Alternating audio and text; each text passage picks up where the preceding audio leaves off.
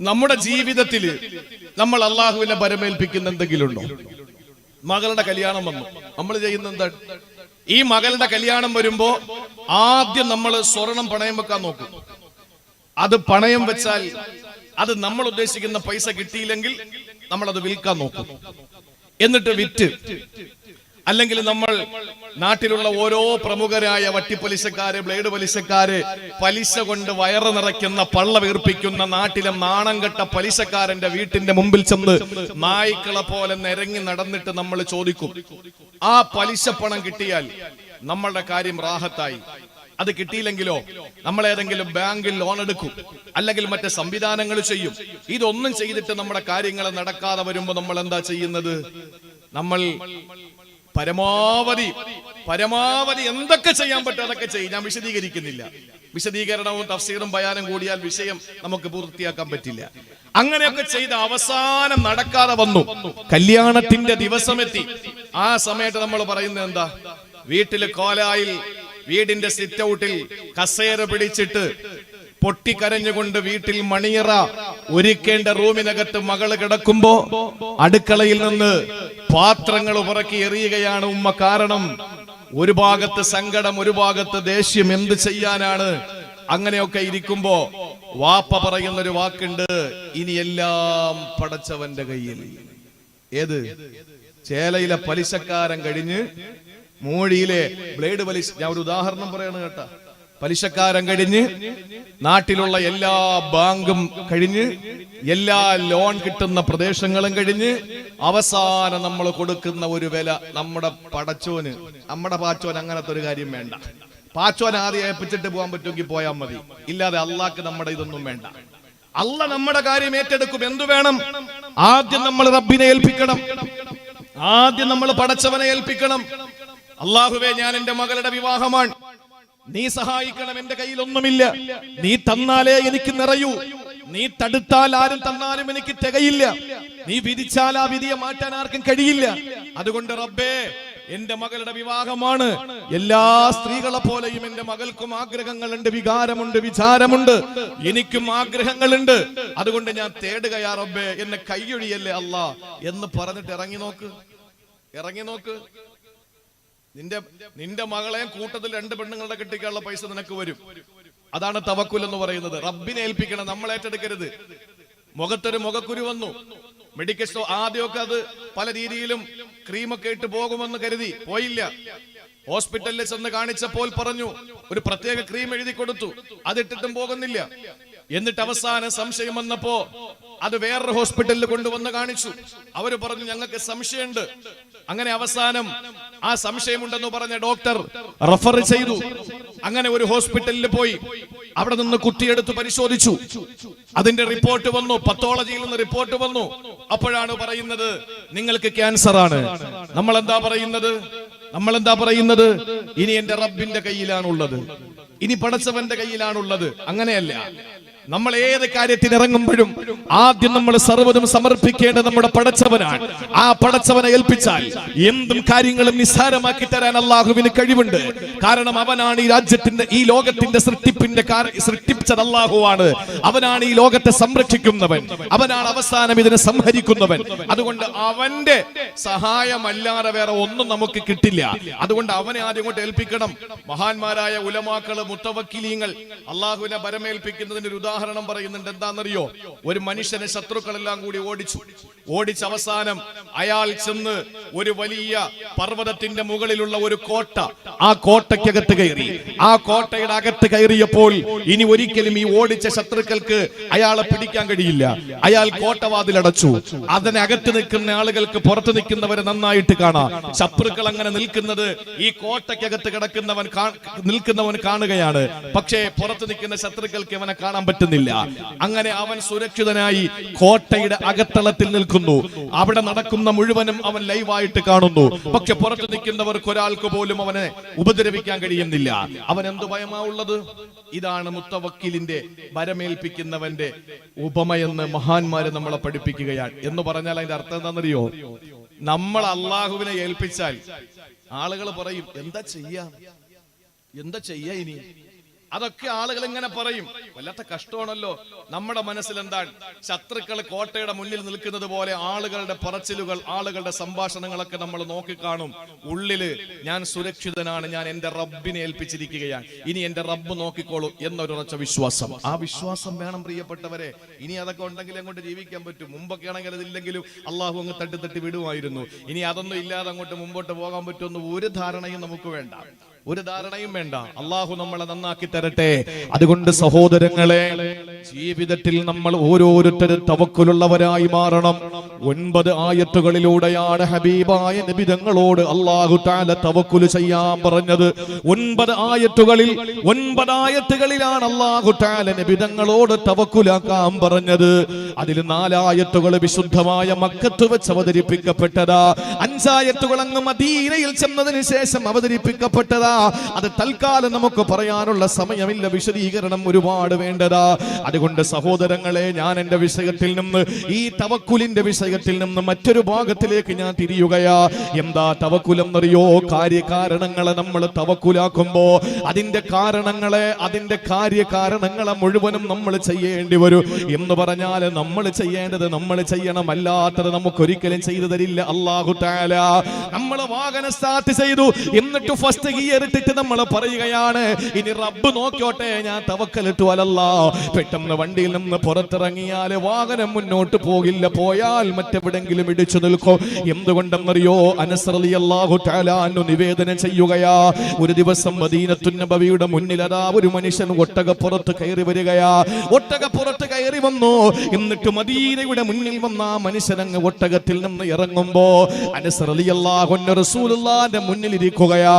അനസ് റളിയല്ലാഹു പറയുകയാണ്, ഈ മനുഷ്യൻ വന്ന് നബി തങ്ങളോട് ചോദിച്ചു, യാ റസൂലല്ലാഹ്,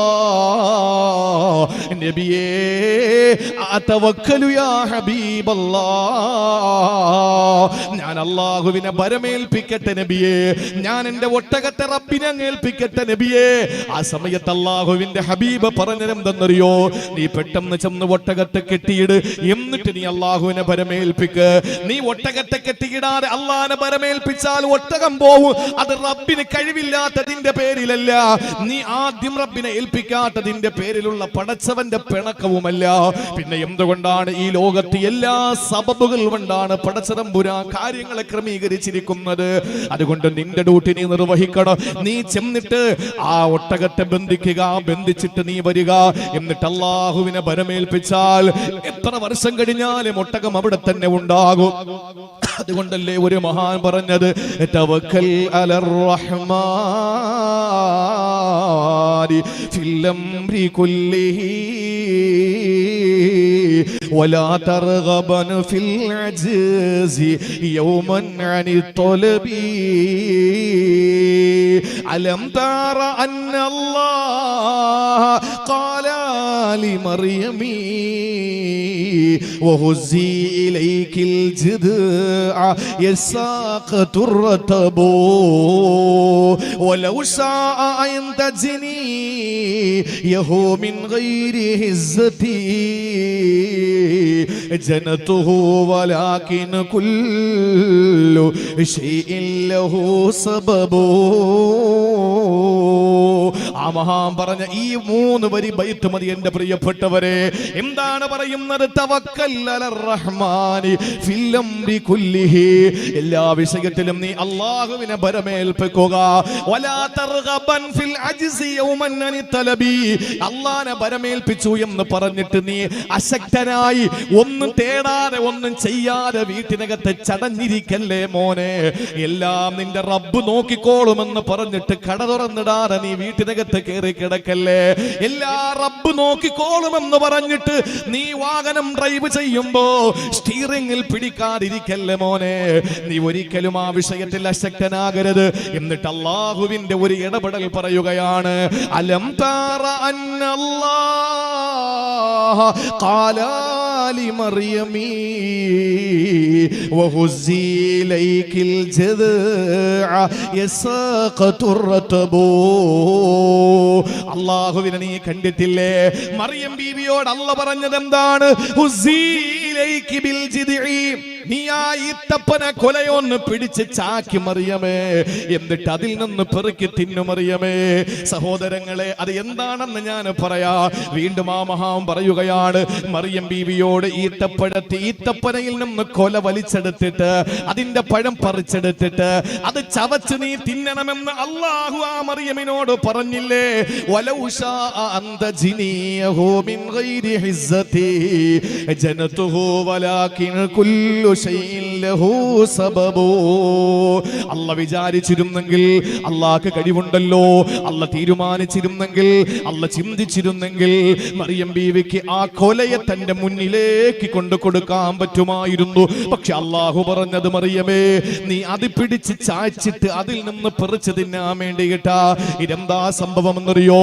മറിയം ബീവി റളിയല്ലാഹു തആല ഗർഭിണിയായി നമുക്കറിയുമല്ലോ. മറിയം ബീവിയെ ഏറ്റവും കൂടുതൽ ചർച്ച ചെയ്യപ്പെട്ട രാത്രിയാ ഇന്നലത്തെ രാത്രി. അതിലേറെ ചർച്ച ചെയ്യപ്പെട്ട രാത്രിയാണ് സഹോദരങ്ങളെ 6 ദിവസങ്ങൾക്ക് മുമ്പുള്ള ക്രിസ്മസ് രാത്രിയിൽ. ഇന്നലെയും ചർച്ച ചെയ്യപ്പെട്ടു. 6 ദിവസങ്ങൾക്ക് മുമ്പ് ക്രിസ്മസ് രാത്രിയിലും ചർച്ച ചെയ്യപ്പെട്ടു. ഇവിടെ ഞാൻ പറയുന്നു, മറിയം ബീവി റളിയല്ലാഹു തആല എന്ന യേശുവെന്ന ഈസാ നബിയുടെ പ്രിയപ്പെട്ട ഉമ്മ മറിയം ബീവി പരിപൂർണ ഗർഭിണിയായി.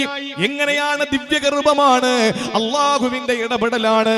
ജിബ്രീൽ അലൈഹിസ്സലാം കുപ്പായത്തിന്റെ ഉള്ളിലൂടെ ഊതിക്കൊടുത്ത് ഗർഭം വന്നതാ. ഇത് ഖുർആനിന്റെ സാക്ഷ്യമാണ്, ഇത് ഖുർആന് സമ്മതിച്ച കാര്യമാണ്.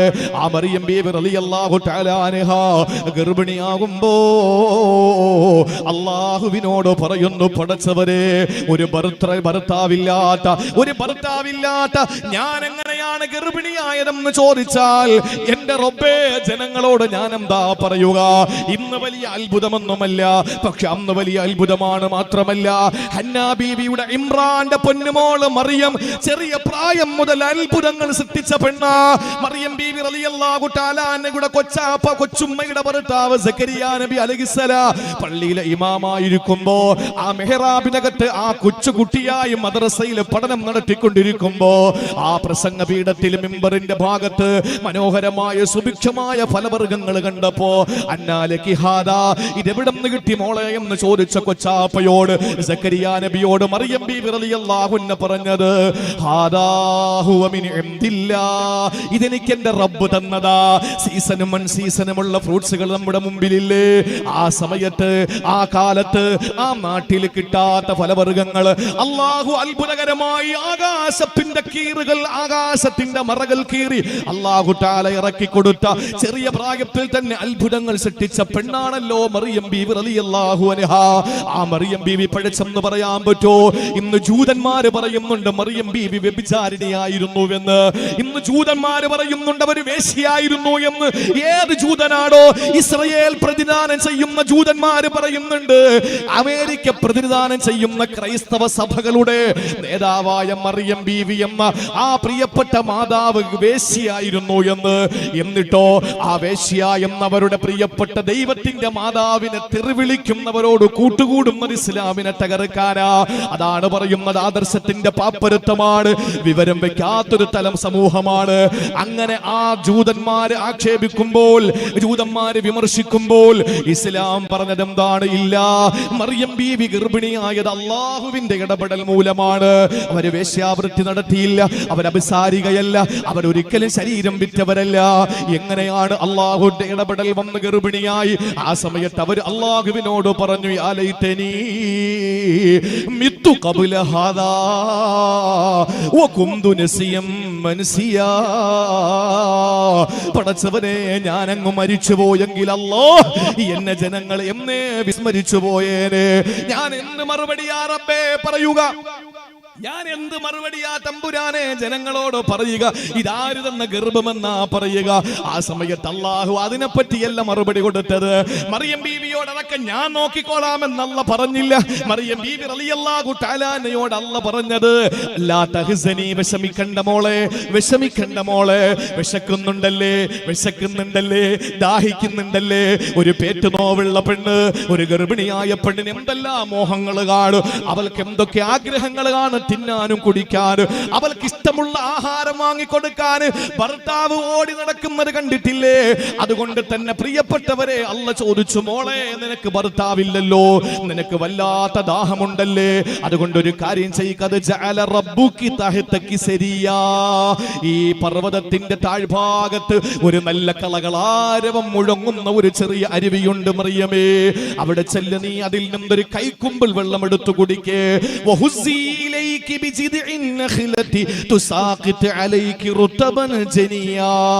എന്നിട്ട് വിശക്കുമ്പോൾ ആ കാണുന്ന ഈത്തപ്പന മരത്തെ പിടിച്ച് കുലുക്കിയിട്ട് ഈത്തപ്പഴം പെറുക്കി തിന്നിട്ട് നിന്റെ വിശപ്പടക്കണം മറിയമേ, നിന്റെ വിശപ്പടക്കണം മറിയമേ.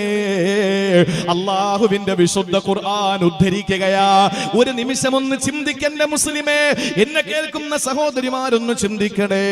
എന്തേ ചെറിയ പ്രായത്തിൽ മെഹ്റാബിനകത്ത് അത്ഭുതകരമായ നിലയിൽ അല്ലാഹു പഴവർഗ്ഗങ്ങൾ കൊടുത്തു, അവരിഷ്ടപ്പെടുന്ന പഴവർഗ്ഗങ്ങൾ കൊടുത്തു. ആ പഴവർഗ്ഗങ്ങൾ കൊടുത്ത പടച്ചതമ്പുരാൻ എന്തേ അല്പം കൂടി അബലയായപ്പോൾ, ഗർഭിണിയായപ്പോൾ, ഒന്നിനും കൊള്ളാത്ത നിലയിൽ അവൾ പേറ്റുനോവ് അനുഭവിക്കുന്ന സമയത്ത്, അവളുടെ വയറ് നിറഞ്ഞു നിൽക്കുമ്പോൾ അല്ലാഹു എന്തേ അത് ചെയ്യാത്തത്? പക്ഷെ അല്ലാഹു പഠിപ്പിച്ചത് അങ്ങനെയല്ല. മറിയമേ, ചെറിയ പ്രായത്തിൽ നിനക്ക് ഞാൻ ഇതൊക്കെ തന്നു, പക്ഷേ ഇപ്പം നീ കൂടി ചെയ്യണം ചില കാര്യങ്ങള്. അതുകൊണ്ട് ഇറങ്ങിച്ചെല്ല്, അരുവിയിൽ നിന്ന് വെള്ളം എടുക്ക്. എന്തേ അല്ലാഹുവിന് അരുവിയെ മുകളിലോട്ടൊഴുക്കാൻ കഴിവില്ലാത്തത് കൊണ്ടാണോ? അല്ലെങ്കിൽ ഈത്തപ്പഴത്തിൽ നിന്ന് ഈത്തപ്പഴം അല്ലാഹു അവരുടെ മുന്നിലേക്ക് ഇട്ടുകൊടുക്കാൻ കഴിയാത്തത് കൊണ്ടാണോ? അല്ല. പക്ഷെ അല്ലാഹു പറഞ്ഞു, നീ അങ്ങനെ പെട്ടെന്ന് കഴിക്കണ്ട. നീ എന്ത് ചെയ്യണം? നീ ചെയ്യേണ്ട ഡ്യൂട്ടി ചെയ്യണം. എന്താണ്? നീ ചെല്ലുക, എന്നിട്ട് ആ ഈത്തപ്പന പിടിച്ച് കുലുക്കിയിട്ട് വീഴുന്ന പഴങ്ങൾ പെറുക്കി തിന്നുക. അടിയിൽ ചെന്നിട്ട്, അരിവാരത്ത് ചെന്നിട്ട് വെള്ളം കുടിക്കുക. സഹോദരങ്ങളെ, അല്ലാഹു ഇത് പറഞ്ഞു. അതാണ് ആ മഹാൻ പറയുന്നത്, അലം തറ അന്നല്ലാഹ ഖാലാലി മറിയമി വഹുസി ഇലൈകിൽ ജദ്അ യസാഖതുർതബൂ. അല്ലാഹു വേണമെങ്കിൽ നിനക്ക് ഇതൊക്കെ തരാമായിരുന്നു. പക്ഷെ അല്ലാഹു എന്തു പറഞ്ഞു? മറിയമേ, നീ പോയി പെറുക്കി തിന്നാൻ പറഞ്ഞു. നീ പോയി അതിനെ ഓരോന്നെടുത്തിട്ട് നീ ഒന്ന് തിന്ന് എന്ന് അല്ലാഹുവിന്റെ കൽപ്പന. അപ്പൊ നമ്മൾ ചെയ്യണം. ഒട്ടകത്തെ കെട്ടിയിട്ടാണ് തവക്കുലാക്കാൻ നബി തങ്ങൾ പറഞ്ഞത്. അനസ് തങ്ങൾ കേട്ടുകൊണ്ടിരിക്കുകയാണ്. അപ്പൊ നമ്മൾ ചെയ്യേണ്ട കാര്യം നമ്മൾ ചെയ്യണം. തവക്കുൽ എന്ന് പറഞ്ഞാൽ നമ്മൾ കരുതുന്നത് പോലെ എല്ലാം റബ്ബിനെ ഏൽപ്പിച്ചിട്ട് ഇങ്ങനെ ഓടലല്ല, മറിച്ച് നമ്മൾ ഏൽപ്പിക്കേണ്ട രീതിയിൽ ഏൽപ്പിക്കണം. ഒരു ചെറിയ ഹദീസ് കൂടെ പറയാ. ആരംഭപൂവായ നബി തങ്ങൾ പറയുകയാണ്, ലൗ അന്നകും തതവക്കലൂന അലല്ലാഹി ഹഖ തവക്കുലിഹി ലറസഖകും കമാ യുർസഖു തയ്ർ തഗ്ദു ഖിമാസം വതറൂഹു ബിതാനാ. എന്തായി പറയുന്നത്? ലൗ അന്നകും തതവക്കലൂന അലല്ലാഹി ഹഖ തവക്കുലി, നിങ്ങൾ തവക്കുൽ ചെയ്യേണ്ട പ്രകാരം നിങ്ങൾ തവക്കുൽ ചെയ്താൽ, ഭരമേൽപ്പിക്കേണ്ട പ്രകാരം നിങ്ങൾ ഭരമേൽപ്പിച്ചാൽ, ലറസഖകും, നിങ്ങൾക്ക് അല്ലാഹു ഭക്ഷണം തരും. കമാ യുർസഖു തയ്റു, പാറി പറക്കുന്ന പറവകൾക്ക് ഭക്ഷണം കൊടുക്കും പോലെ അല്ലാഹു നിങ്ങൾക്കും ഭക്ഷണം തരും. എങ്ങനെയാ പറവകൾക്ക് അല്ലാഹു ഭക്ഷണം കൊടുക്കുന്നത്? തഗുദു ഖിമാസ, രാവിലെ ഒട്ടിയ വയറുമായി പോകും. വതറൂഹു ബിതാന, നിറവയറുകളുമായി വൈകുന്നേരം കൂടണായി. ഇതല്ലേ പക്ഷികൾ? പക്ഷികൾക്ക് എവിടെയെങ്കിലും കല്യാണം ഉണ്ടോ? പക്ഷികൾക്ക് അന്നദാനം ഉണ്ടോ? പക്ഷികൾക്ക് പൊതിച്ചോറ് കൊടുക്കോ? പക്ഷികൾക്ക് എവിടെയെങ്കിലും ആരെങ്കിലും സദ്യ വിളമ്പുന്നുണ്ടോ? ഇതൊന്നുമില്ല. രാവിലെ തഗുദു ഖിമാസ, ഒട്ടിയ വയറുമായിട്ട് പറന്നു നടക്കും. തറൂഹു ബിത്താന, സായാഹ്നത്തിൽ നിറവയറുമായി തിരികെ വരുന്നു. ഇതുപോലെ നിങ്ങൾക്കും അല്ലാഹു ഭക്ഷണം തരും. അപ്പൊ ചിന്തിക്കും, എടാ, അപ്പൊ ഞാൻ ഏൽപ്പിക്കേണ്ട വിധം ഏൽപ്പിച്ചാൽ പക്ഷികൾക്ക് കൊടുക്കും പോലെ അല്ലാഹു തരുമെങ്കിൽ പിന്നെ ഞാനെന്തിന് കഷ്ടപ്പെടണം? ഒരു സൂഫിയായ മനുഷ്യൻ, അയാള് അധ്വാനിക്കണമെന്ന ആഗ്രഹത്തോടു കൂടി അദ്ദേഹം നാട് വിട്ടു. ആ നാട് വിടുന്ന, എനിക്ക് പേര് പെട്ടെന്ന് മറന്നുപോയതാണ്, ഇബ്രാഹിം അദ്ഹർ റഹ്മത്തുള്ളാഹി അലൈഹിയുടെ ഉസ്താദുമായി ബന്ധപ്പെട്ട ഒരു ചരിത്രമാണിത്. അങ്ങനെ അദ്ദേഹം നാട് വിട്ട് അദ്ദേഹം യാത്ര ആരംഭിച്ചു. അധ്വാനിക്കണം, കുറച്ച് പണം ഉണ്ടാക്കണം, ഇതാണ് ആഗ്രഹം. അങ്ങനെ അദ്ദേഹം കുറെ നാളുകൾ നീങ്ങി.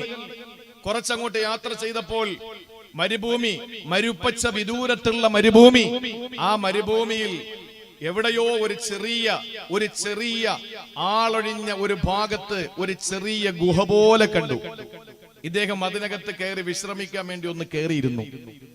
അങ്ങനെ ഈ മണൽപുറ്റും ഈ മരുഭൂമിയിൽ മനോഹരമായി അങ്ങനെ ഒരു ചെറിയ ആളൊഴിഞ്ഞ ഭാഗത്തെ ഒരു ചെറിയ ഗുഹയിലേക്ക് കയറി അദ്ദേഹം ഇരിക്കുമ്പോ ഇദ്ദേഹം അത്ഭുതപ്പെട്ടു പോയി. എന്താണെന്നറിയോ? ഒരു പക്ഷി, അത് നല്ല പ്രായമുള്ള പക്ഷി, തള്ള പക്ഷി. ആ പക്ഷി നടക്കാൻ പറ്റുന്നില്ല. ആ പക്ഷി കാഴ്ച നഷ്ടപ്പെട്ടിരിക്കുകയാണ്, അന്ധയായ പക്ഷിയാണ്. ആ പക്ഷി ഇങ്ങനെ ഇരിക്കുന്നു. ഇദ്ദേഹം ചിന്തിച്ചു, പടച്ചതമ്പുരാനെ, ഈ പക്ഷിക്ക് എങ്ങനെയാണ് ഭക്ഷണം കിട്ടുക? മരുഭൂമിയിൽ ആരും വേസ്റ്റ് വലിച്ചെറിയില്ല, മരുഭൂമിയിൽ ആരും കഴിച്ചിട്ടോ അല്ലെങ്കിൽ ആളുകൾക്ക് കൊടുക്കാനോ ഒന്നുമില്ല. എങ്ങനെയാണ് ഈ പക്ഷിക്ക് അള്ളാഹു ഭക്ഷണം കൊടുക്കുന്നത്? അദ്ദേഹം ഇങ്ങനെ ഇരുന്ന് ചിന്തിക്കുക. മാത്രമല്ല, വെളിയിലിറങ്ങി അന്നം തേടാൻ ആ പക്ഷിക്ക് കഴിയില്ല. കാരണം അന്ധയാണ്, ബലഹീനയാണ്, വൃദ്ധയാണ്. അതുകൊണ്ട് എങ്ങനെ ഇതിന് ഭക്ഷണം കിട്ടുമെന്ന് ചിന്തിച്ചിരിക്കുമ്പോൾ ഒരു ചെറിയ പക്ഷി, ആരോഗ്യമുള്ള പക്ഷി, കണ്ണിന് കാഴ്ച ശക്തിയുള്ള പക്ഷി, അത് ചിറകടിച്ച് നേരെ ആ ഗുഹയ്ക്കകത്തേക്ക് വന്നു. എന്നിട്ട് അതിന്റെ ചുണ്ടിലിരിക്കുന്ന ഭക്ഷണം തുറപ്പിച്ച് ആ തള്ളപ്പക്ഷിയുടെ വായിലേക്ക് വെച്ചു കൊടുത്തു. മഹാനവറുകൾ ഞെട്ടി എണീറ്റു. അല്ലാഹുവേ, ഞാൻ എന്തിനധ്വാനിക്കണം ഇനി?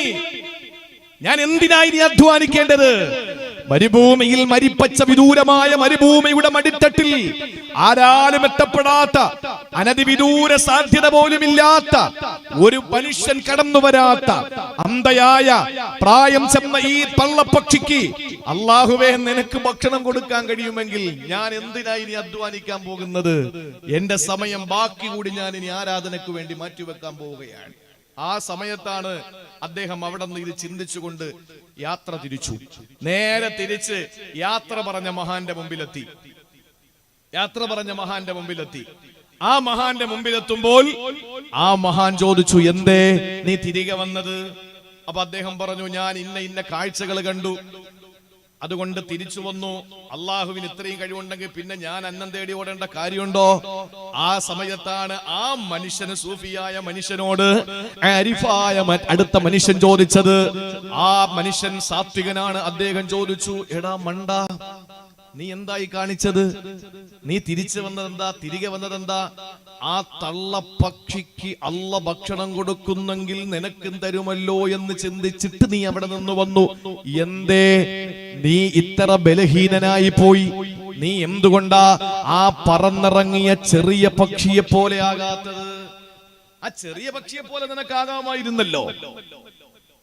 നിനക്ക് ആ ചെറിയ പക്ഷിയിൽ നിന്ന് ഗുണപാഠം ഉൾക്കൊണ്ടുകൊണ്ട് നീ അധ്വാനിച്ചിട്ട് ഇതുപോലെ കഷ്ടപ്പെടുന്നവർക്ക് നിനക്ക് അന്നമെത്തിച്ചു കൊടുക്കാൻ കഴിയുമായിരുന്നല്ലോ.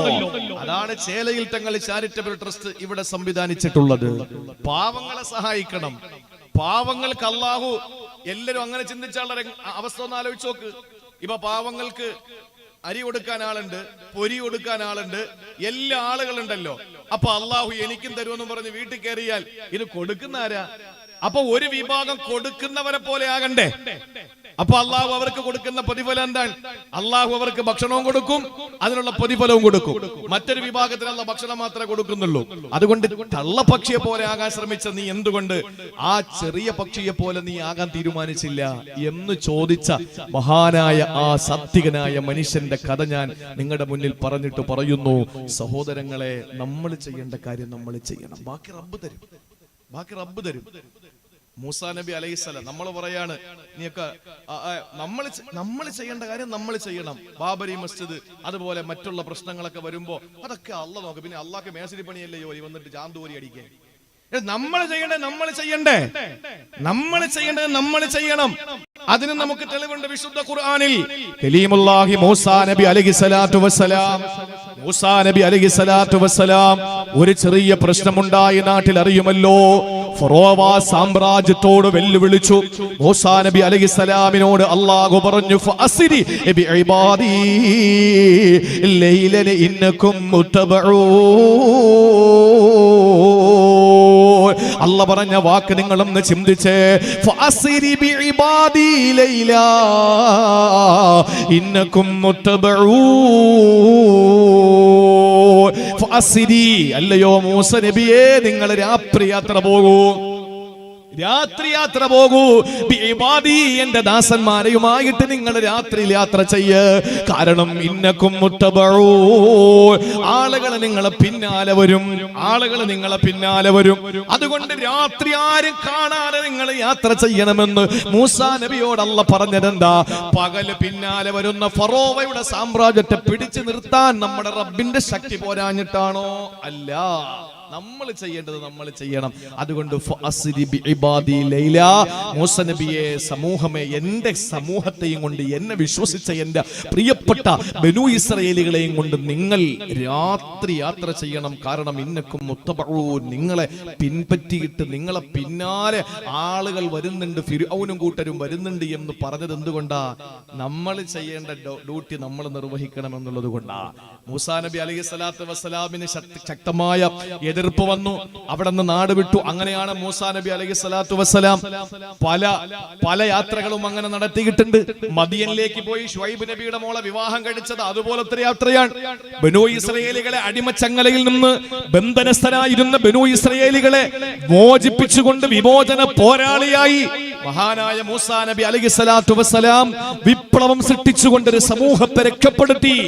ചെങ്കടലിൽ ഒരു സമൂഹത്തിന്റെ ദാർഢ്യം അവസാനിപ്പിക്കപ്പെട്ട ഒരു യാത്രയും ഇതേപോലെ രാത്രിയിലാണ്. അപ്പൊ രാത്രിയിൽ നിങ്ങൾ യാത്ര ചെയ്യും. കാരണം ആരും നിങ്ങളെ പിന്നാലെ വരില്ല എന്നല്ല പറഞ്ഞു. പക്ഷേ അള്ളാഹു പിന്നാലെ വിട്ടു ജനങ്ങളെ, എന്നിട്ട് രക്ഷപ്പെടുത്തി കാണിച്ചു കൊടുത്തു. ചിന്തിച്ചു നോക്ക്. അള്ളാഹു രക്ഷപ്പെടുത്തി കൊടുത്തു.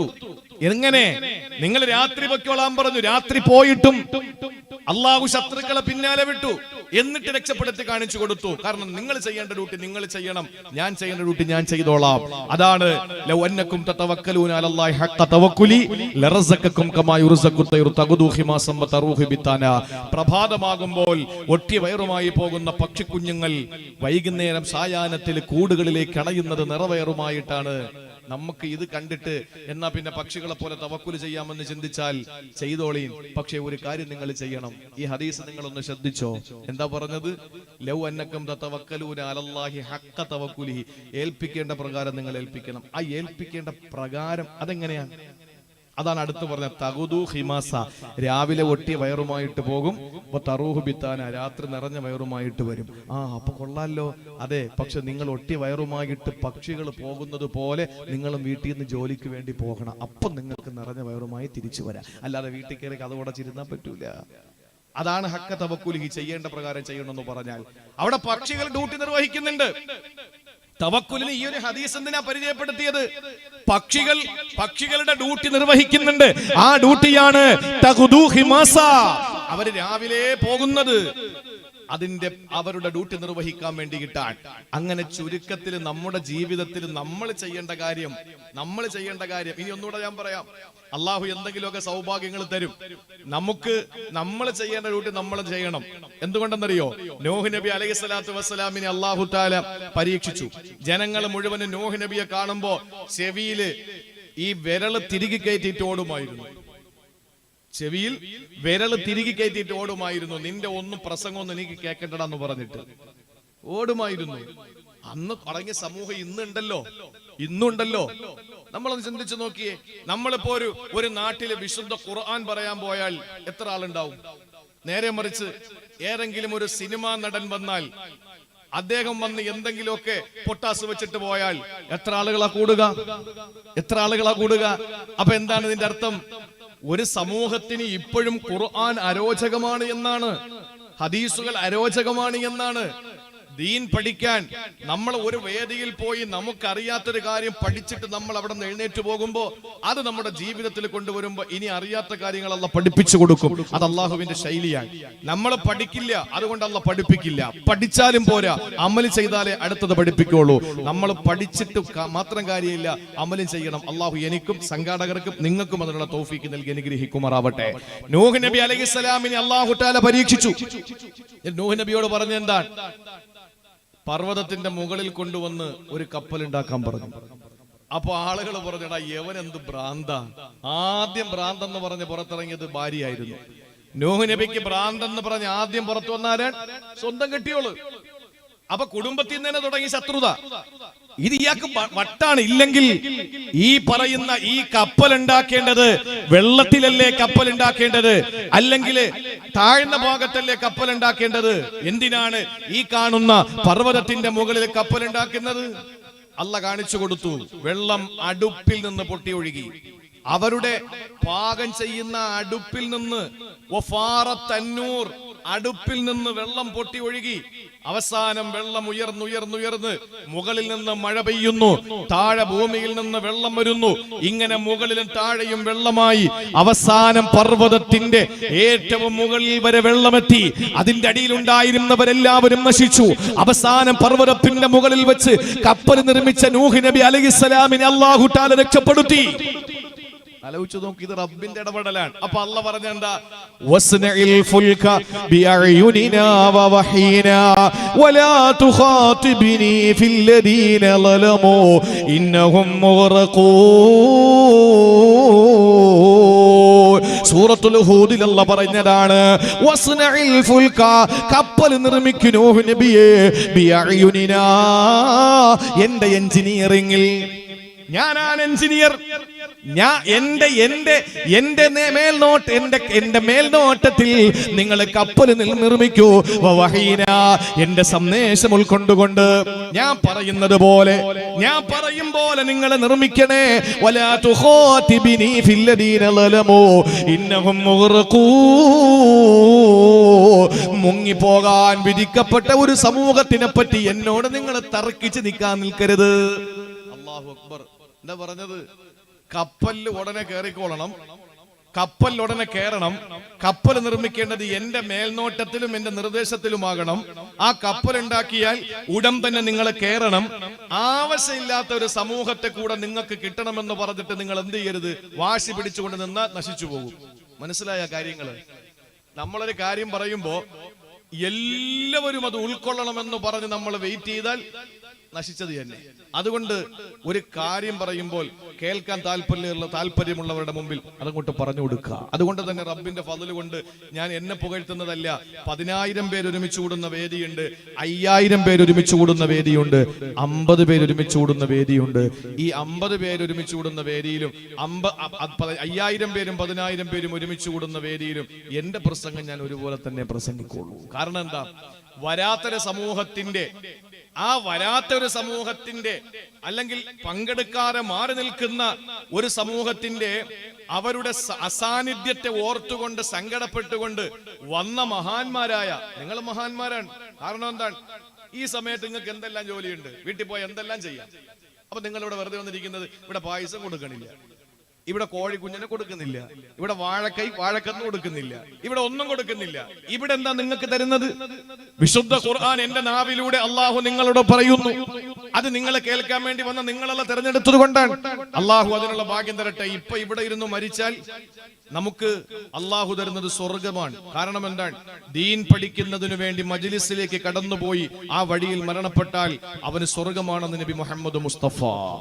പക്ഷെ മറ്റേ വീശാതിരിക്കണം. ചില ആളുകൾ വാഴ കേൾക്കാൻ വന്നിരിക്കുന്നത് വീശിയിട്ടാണ്.